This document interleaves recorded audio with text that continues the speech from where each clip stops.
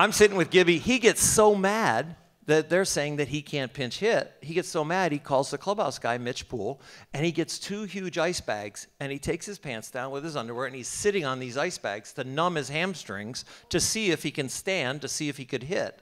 And he does that, gets them all numbed up for that half inning during the anger that he's not going to be able to do it. Tells Mitch to go get his uniform, and in the TV room, I'm watching him put his uniform on. He goes down the hall with Mitch and I, and he's putting a ball on a tee, and he's trying to take practice swings to see if he can hit and actually stand up. Well, he was adjusting his swing and adjusting his stance the whole time, and after the first couple of balls, he could barely even pick up the ball to put it back on the tee to see if he could swing. So I started doing that for him, and Mitch and I hung out with him. Well, all of a sudden he says he can hit, and he sends Mitch Poole, a clubhouse guy, downstairs to Tommy Lasorda on the dugout, and Mitch won't go because he's nervous. He's like, I'm not going onto a World Series bench. Tell Tommy Lasorda that Kirk Gibson, and Gibby's like, you go do it. So he goes down there, he tells him. Now I know he's hitting, so I don't need to be up in the tunnel anymore. So I go down, and I sit next to Mike Scioscia, and I say, you know, if the inning continues, you know who's going to hit.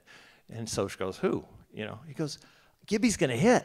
And I go, yeah, Gibby's going to hit. He goes, he can't even walk. I said, well, he's been numbing his hamstrings up for about a half hour back there, and he's going to hit.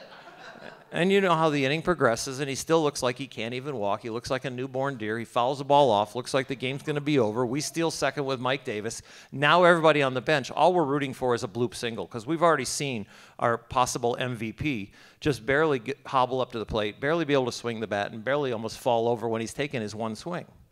The count goes to 3-2.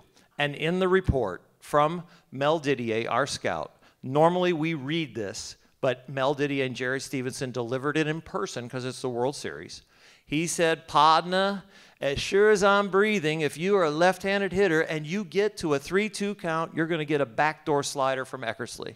That was in the report, but he actually verbally said it when he got to that point, and he's talking about Eckersley. 3-2 count is about to happen.